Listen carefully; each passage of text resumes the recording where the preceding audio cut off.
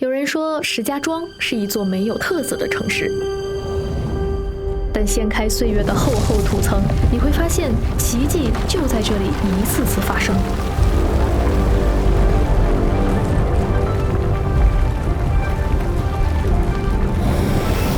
那是汉军大将韩信在对手的嘲笑中，让士兵背水列阵，最终大破20倍于己的强敌。那是隋朝工匠李春面对汹涌的洪水，设计建造赵州桥，安然屹立1400多年。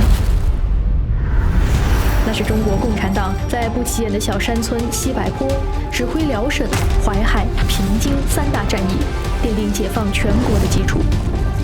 是的，中国人再熟悉不过的背水一战、赵州桥、西柏坡，居然都在石家庄。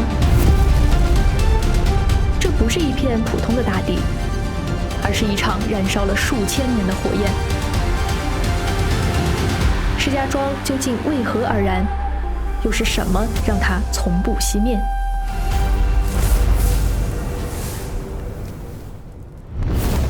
石家庄地处太行东路，太行宛如一面巨大的屏障，将山西高原和华北平原分隔开来。8条险要的小路击穿山峦，连接两侧，人称太行8行。其中又以石家庄和太原之间的井陉最为重要。这个扼住东部平原的关口，由此成为了战略要冲。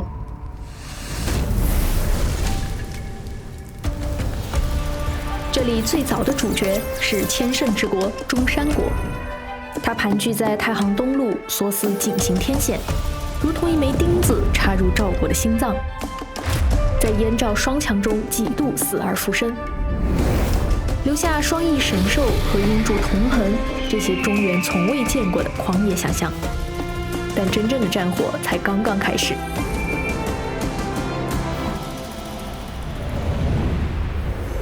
今天是公元前204年秋季的一天，你是刘邦麾下的年轻统帅，任务是攻赵。现在你正站在赵国的边境，手上有1万汉军，而对面的敌国预估有20万重兵。敌众我寡，all in所有士兵，显然是送死。你面前的道路是井陉，车无法并行，骑兵不能成列，这么窄，贸然进军必将退路难保。你孤军在此，这场仗该怎么打？哦，忘了告诉你，你是韩信，史上最强战神。韩信的做法是自断后路，背水一战。轻敌的赵军将领立刻全线出击，想趁势歼灭这支愚蠢的汉军。可他没想到，韩信真正赌的不是这些士兵的性命，而是正在被赵军把守的唯一缝隙。韩信派出2000轻骑绕到背后，趁赵军离开关口夺下赵旗，江山从此易主。正因为从这里往东是毫无遮挡的华北平原，2000年来这里战火纷飞。赵国名将李牧在此击败强秦，蜀汉名将常山赵子龙在这里成长，唐代颜真卿的兄长颜杲卿在这里以孤城对抗安禄山叛军，北宋韩世忠率300精兵在此突袭经营，以少胜多。最猛烈的大地烽火淬炼出最可敬的盖世英雄。然而战火越是猛烈，百姓越是需要寻找精神寄托。信仰的奇迹点亮了另一个世界。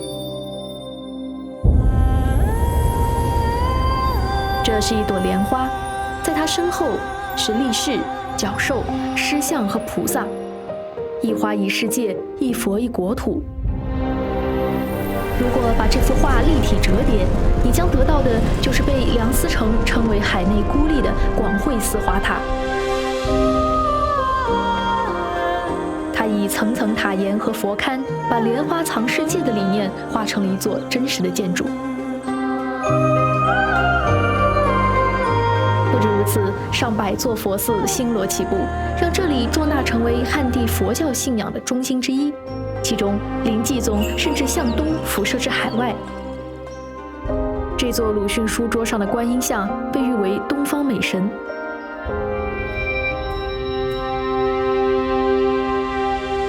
侧身微倾，坐南朝北，人称倒坐观音。问菩萨为何倒坐，叹众生不肯回头。当不灭的佛光终于穿透了漫长的家国战火，1000年后，一把新的火炬即将点亮华北夜空。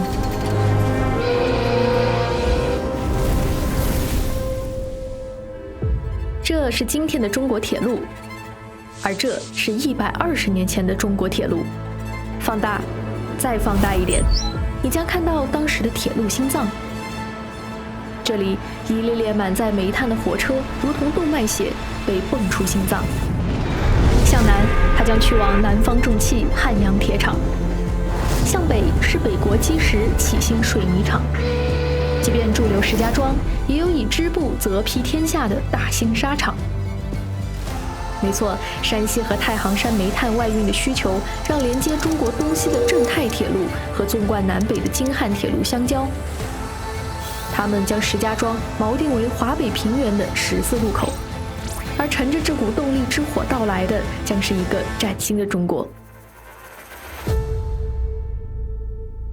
就在最初的石家庄站附近，这间不起眼的车站旅馆，正是连续经历辛亥革命、国民革命、抗日战争、解放战争4重战火洗礼的郑太饭店。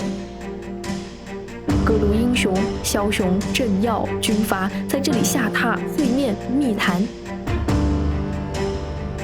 1947年11月，石家庄战役打响，红旗插上郑太饭店，石家庄成为解放军打下的第一个大城市。紧接着中盘激战、辽沈、淮海、平津战役3战3捷，中山风雨起仓皇，百万雄师过大江。而这盘震惊世界的对弈，始于石家庄太行山深处的小山村西柏坡。凭借隐蔽的地理位置和良好的群众基础，它成为了中央继延安之后的新指挥所。正是这个世界战争史上体量最小、人员最少的农村指挥所，点燃了最滚烫的红色火种，让新中国从这里走来。这是80年前的一克黄金。你没听错，这一小瓶青霉素最初进入中国时，价格真的堪比黄金。而石家庄的华北制药厂的熊熊炉火，用最早的半自动化生产，将青霉素的价格杀到不足1元，成为当时亚洲最大的抗生素生产基地。今天，石药集团和国际医药巨头阿斯利康达成合作，研发创新药。在疫苗这条生死时速的赛道上，石家庄医药还在以惊人的速度领跑世界。然而，就在70年代，石家庄的纺织、电子、机械、化学工业多点开花的同时，它的母亲河滹沱河竟然断流了。这是封印在全体中国人记忆深处的一座桥。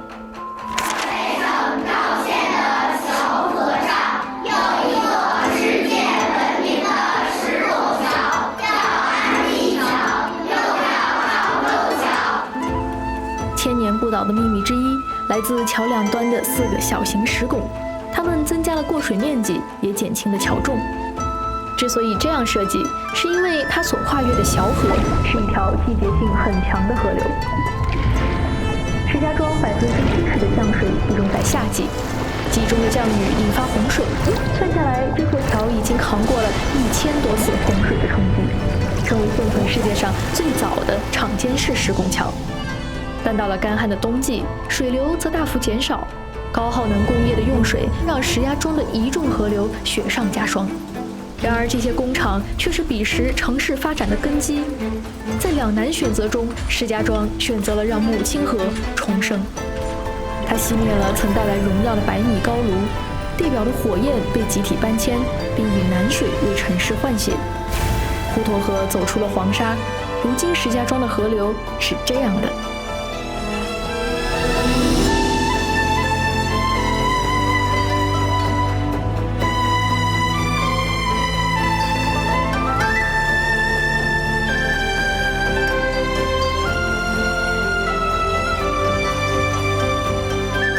不止如此，这是2021年中山路和胜利大街的交汇处。你或或许会奇怪为什么马路在这里弯成了曲形，而这是它今天的模样。发现了吗？和曲形马路一起消失的，还有旁边长达5公里的铁路线，它去哪儿了呢？答案在你的脚下。这是中国穿越城市里程最长的铁路隧道之一，最繁忙的客运线被悄无声息地藏入了地下。如今的石家庄已不再被火车的轰鸣声所主宰，相反，它让城市重生，把公园和绿地还给了市民。然而，石家庄无法再燃了吗？恰恰相反，一种更高精度的火焰即将打破你的认知。这是一块碳化硅晶片，在经历2小时的高温加热后，它的表面会长出一层新的单晶薄膜——外延层。它就是半导体世界的超级至尊饼底，在经过光刻、离子注入、刻蚀、沉积等加料步骤，最终切割下来的芯片能激活新能源汽车的心脏，能放大呼风唤雨的能量，能为耗能巨兽数据中心降温。这就是碳化硅外延片，半导体器件的原材料。石家庄成为中国第一个生产硅外延片的地方。今天，普兴电子碳化硅外延片的年出货量超过10万片，稳坐全球外销前5的宝座。产业的浴火重生让石家庄燃出了新的方向。除此之外，医药、装备、食品、商贸物流等产业也在各自的赛道上火力全开。但直到今天，依然有人觉得石家庄很不起眼，这很正常，因为石家庄人自己也这么觉得。我感觉石家庄就像我们每个普通人一样，但是它让人感觉很幸福。在漫长的岁月里，石家庄揣着名为理想的火种一路向前，而在这个时代，这股积蓄已久的热力终于爆发为撕裂长夜的呐喊。所谓摇滚之城，不过是这座城市精神的必然。数千年的火焰从未熄灭，只是选择了一片更高远的天空。